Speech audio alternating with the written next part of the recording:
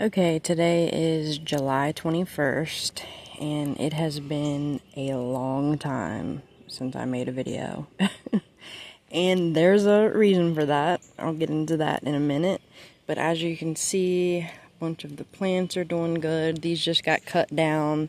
That's why they're a little tiny. But I'll go through and update everything. It has been so hot and so rainy. Rain almost every single day. So hot you can't be outside for more than 10 minutes at a time. I mean, it has been just miserable this summer, especially with the humidity levels. So the garden is a complete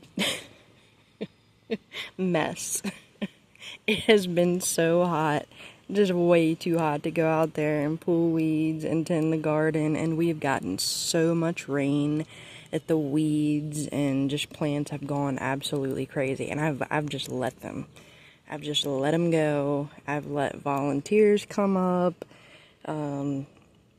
Yeah, so it's been a crazy year with the heat, rain, and humidity. But the flowers on the porch look really nice. So in my last video, I didn't have these. We actually got really lucky.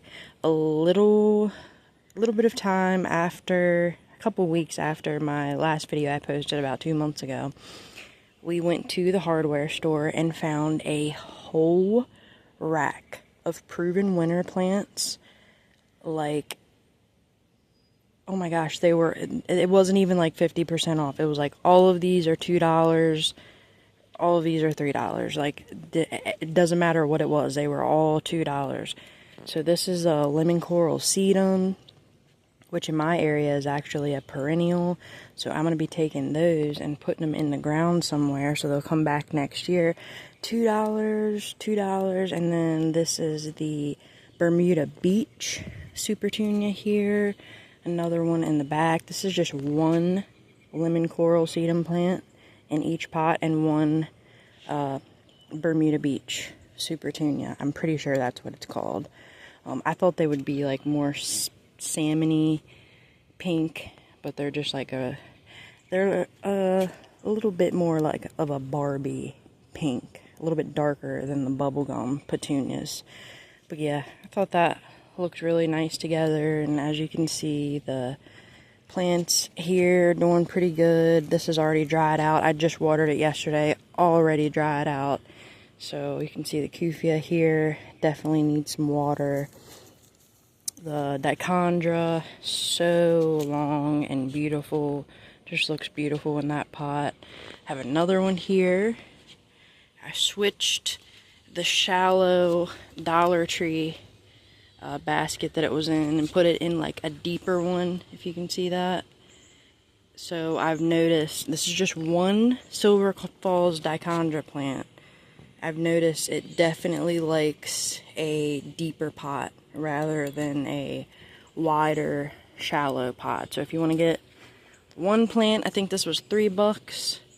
Put it in a pot, just make sure it's deep, and this will get huge. But yeah, absolutely love that. Have a Dichondra out front also.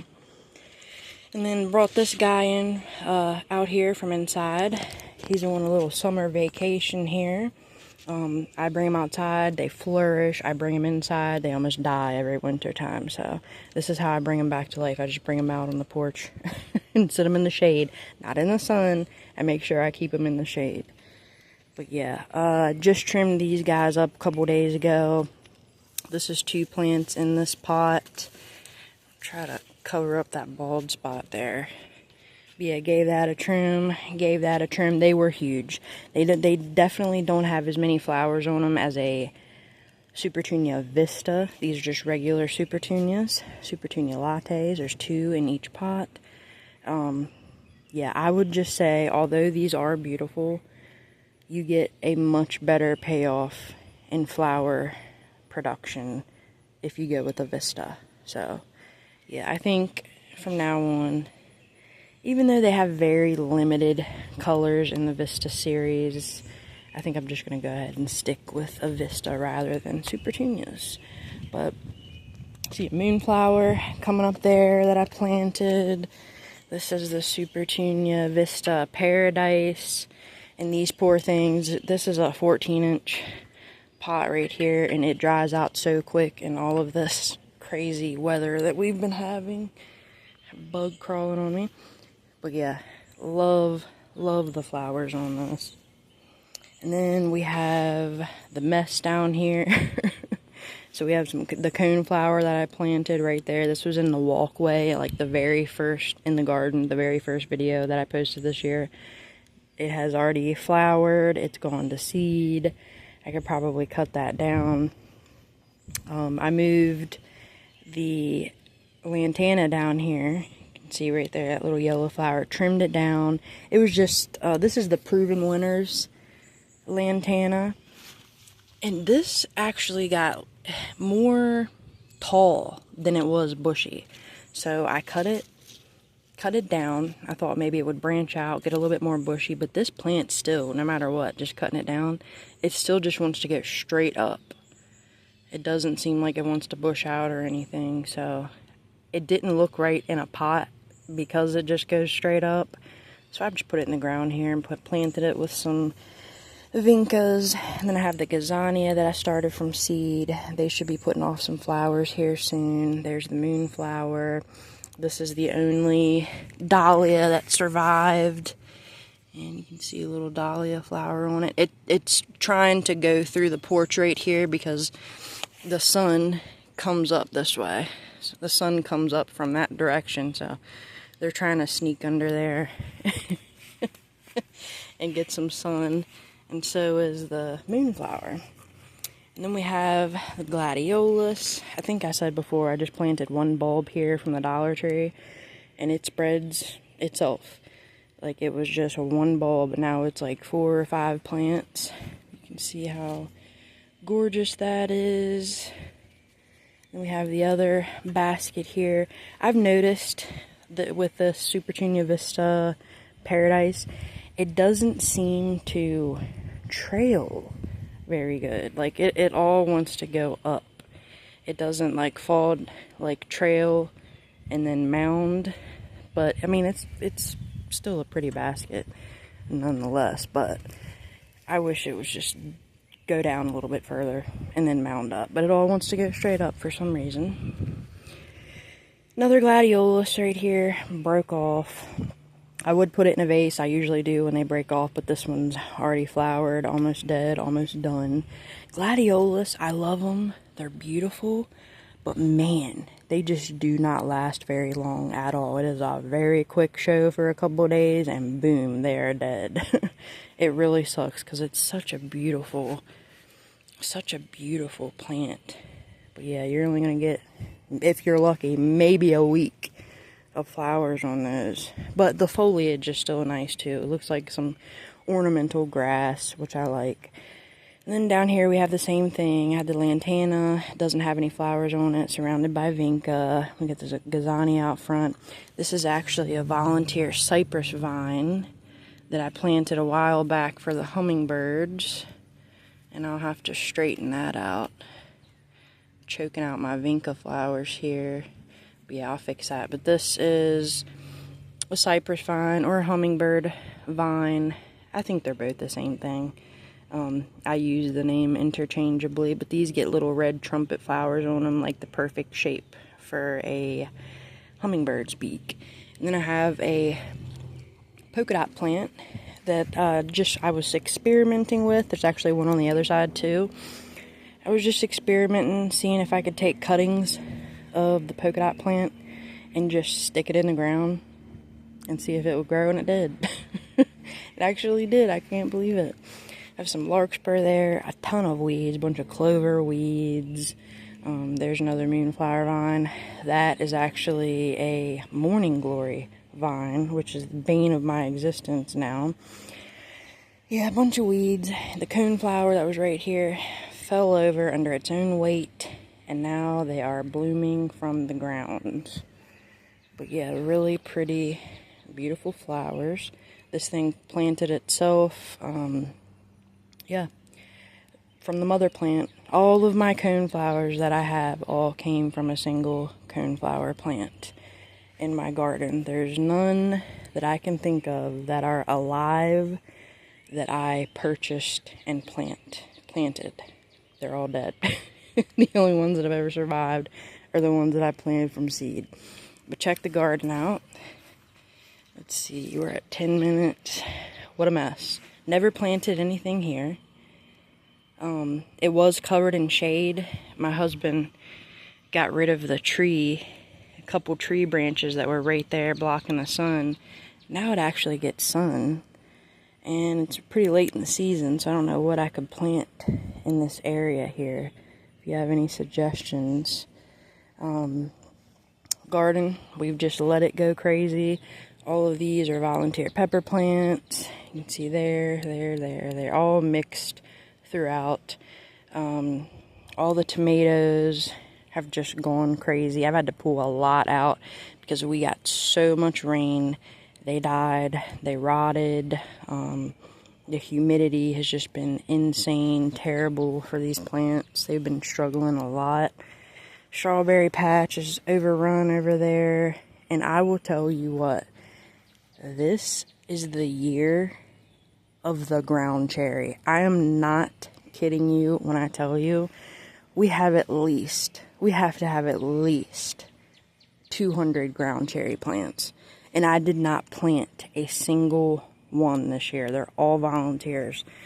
Every single ground cherry that you see in my garden is all a volunteer. Just came back from last year. So there's one here. See one down here. They are all mixed through. Here. Let's see. This is a ground cherry. You can see the little lanterns on it. Have one here. See the little lanterns on that. Got one there. Look at that. You can see down there's a ground cherry that's about to fall to the ground. It's got a little yellow lantern. It's getting like a little papery like they do.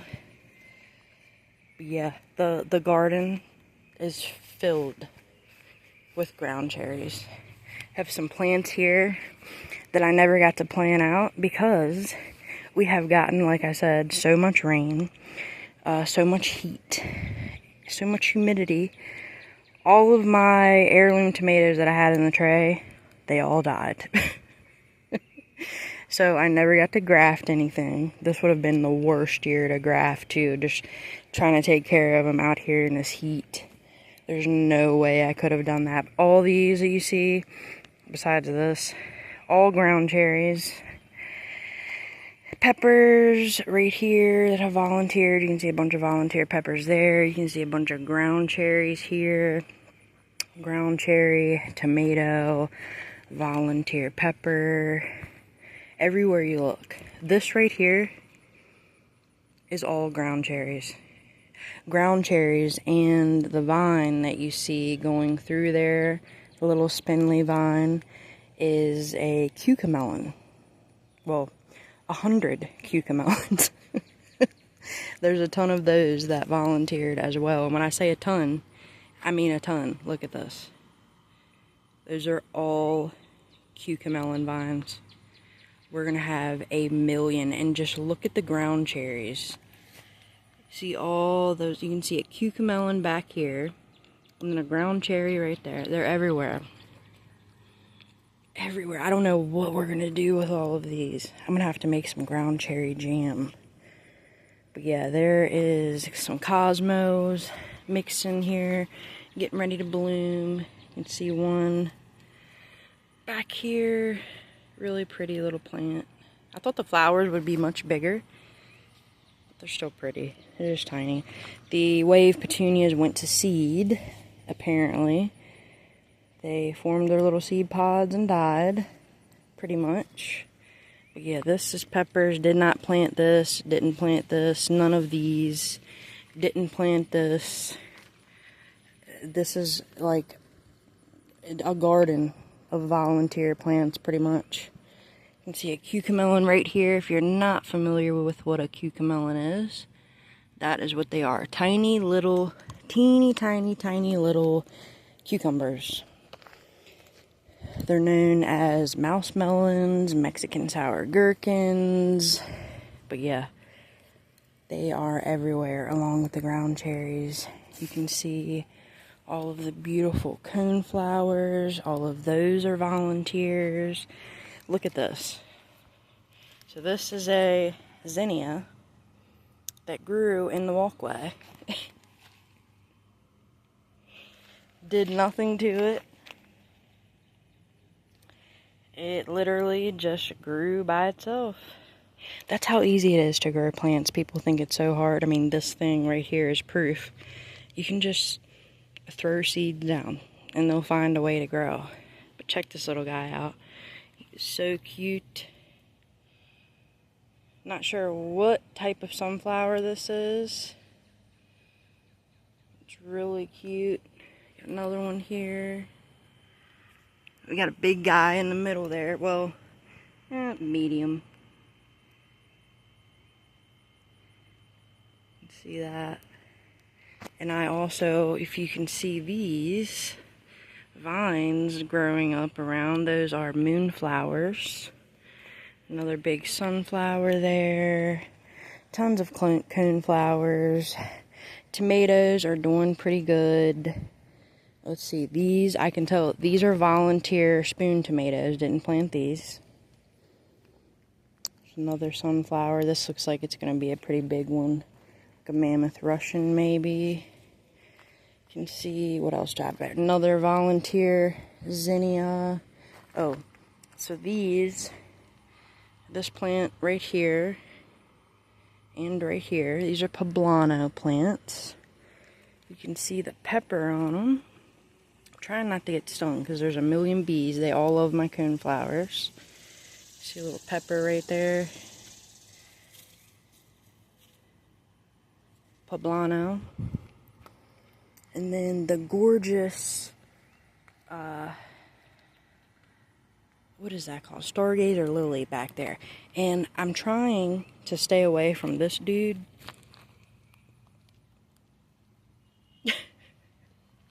I know it's a moth, I know, but it's just creepy looking.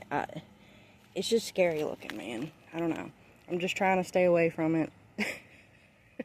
But I really want to show you guys this Stargazer lily because it's beautiful. Look at that. It's already past its prime. It's starting to die now, but I just wanted to capture that on camera. I'm not going to try to walk through here because it's covered in bees.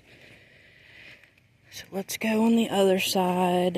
You can see all the tomatoes, and these are all hybrids. They're not heirlooms or anything this year because of the fungus that I have. They're getting pretty big. I just took off a couple big ones today. There's a ripe one on that truss that I brought in. See another sunflower here. These are also ground cherries. And again, didn't plant a single one. These are all volunteers. Check these out. All of these flowers all came back themselves. And they're covered in bees. This is the pollinator garden, and it certainly is doing its job because the pollinators absolutely love it. See some zinnias in here. I did plant some this year. The milkweed, you can see down there.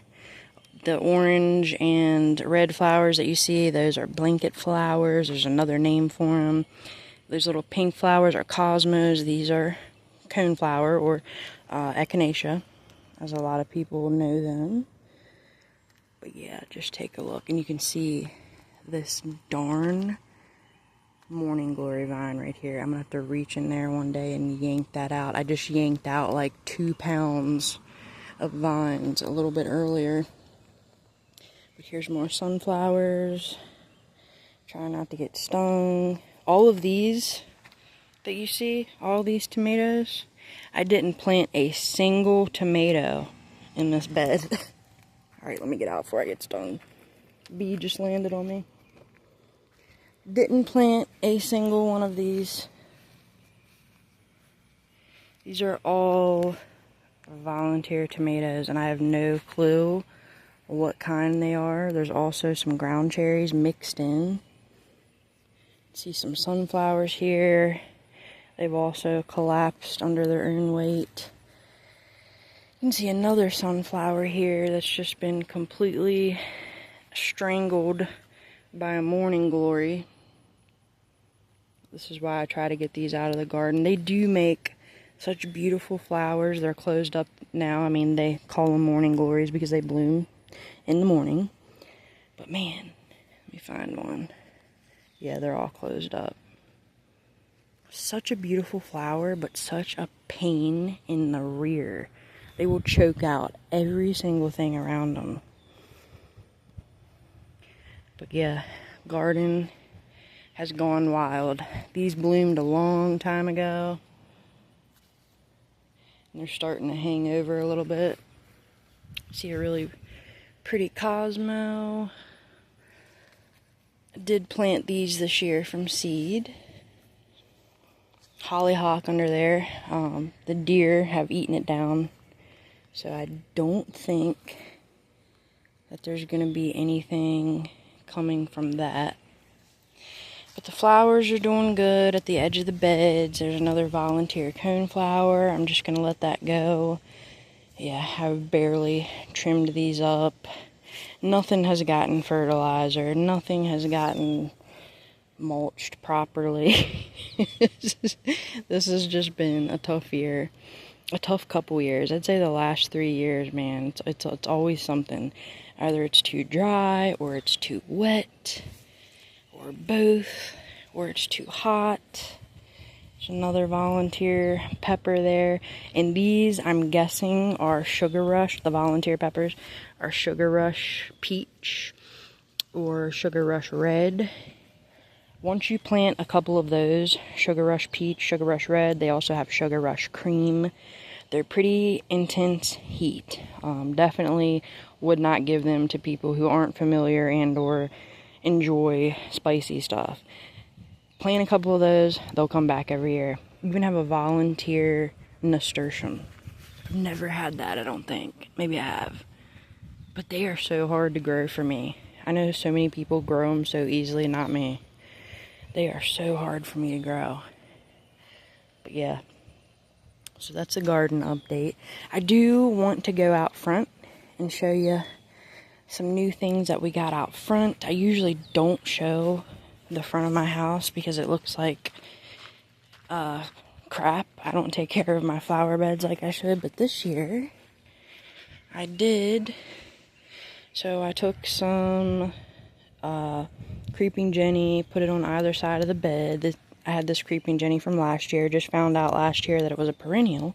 It survived in my basket, so put it out here. Got the wax begonias right there, 2 white ones, and these are hostas. This is an iris that I didn't pull up. I did have a big section of irises right there, but I pulled them up because they just don't get enough sun to bloom. So these are all shade varieties that I put in. I'll just have to take that out one day.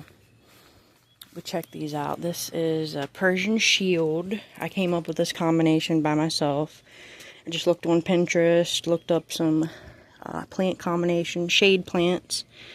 And this is a Persian Shield. Beautiful, beautiful plant.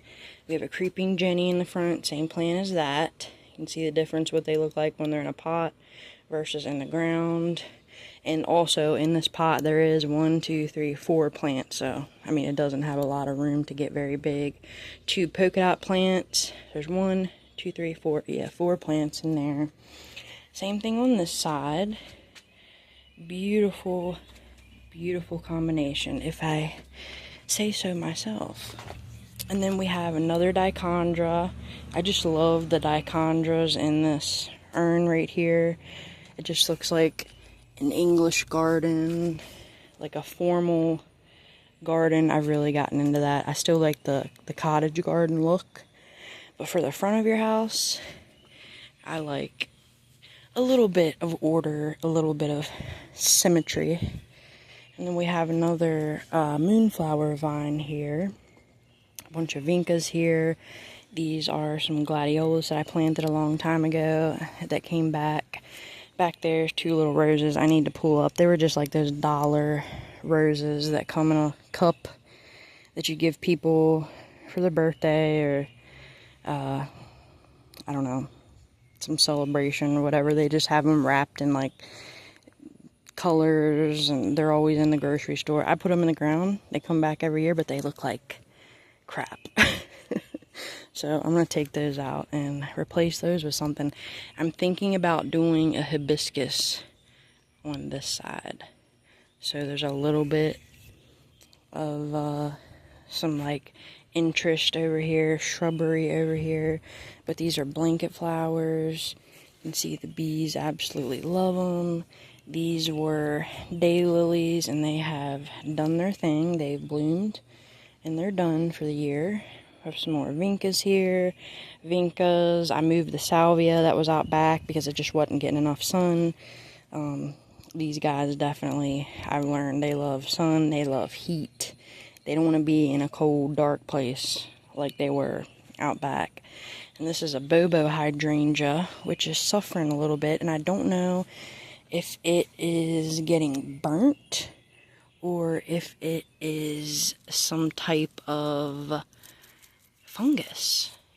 It looks fungal to me, so I don't know. It, like I said, the humidity and the heat, the rain has just wreaked havoc on so many things. But check this out. This is a starry night hibiscus.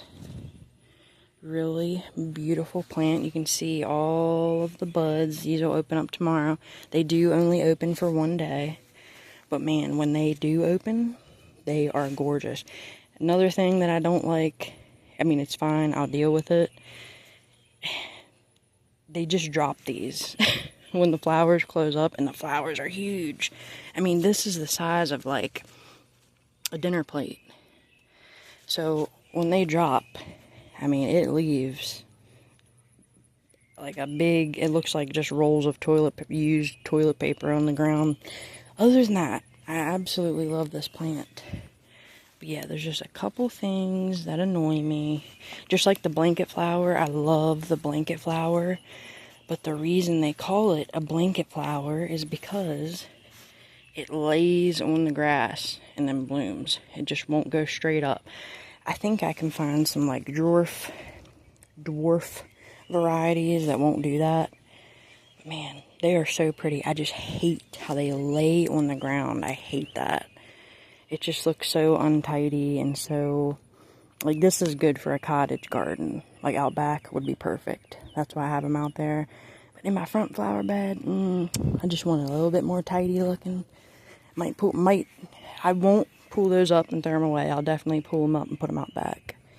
Check these out. This is a doublet love something from Proven Winners. It was also on the rack.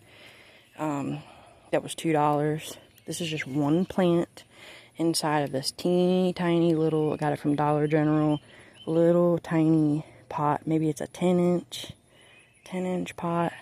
But that is so gorgeous. It would definitely be better if you had like a thriller and then let this be like the filler with a spiller or whatever. But on its own, I think it's still pretty. Absolutely love those. It's a doublet love something. If you want to look it up, just type in doublet love something. And I'm sure the rest of it will pop up. And then this is the tiara. These look really bad. They need watered. But after I water them, oh my gosh. They are so gorgeous. This is one of the new ones from Proven Winner. I know it looks really bad. Don't judge it. It just needs a drink. It's a little parched. But as soon as I water it, it'll perk back up. But this is one of the new ones from Proven Winners this year. And this is, just imagine this all over here. Like these beautiful purple plants. Purple flowers. Yeah, that's the front flower bed. I'm going to get those guys some water so they don't die. But I never show this because it usually looks really bad. Looks pretty decent this year. I'm just waiting on my moonflowers to bloom. I hope I'm not making a mistake by putting this here. I feel like I'm going to be pulling out moonflower seedlings for the rest of my life, just like I am out back with the morning glory. But I love moonflowers. They're one of my favorite flowers. I love anything to do with the moon or anything named after the moon. So, yeah, we'll see. But that is the garden update. And I will definitely do another update here in a week or so. Hopefully it won't be so hot. But yeah, show you some of the tomatoes that have ripened. Show you all the ground cherries and the cucamelons, peppers. Usually around September is when the peppers start to really ripen and put off some growth. But yeah, until then, I'll do a video next week and I'll see you then.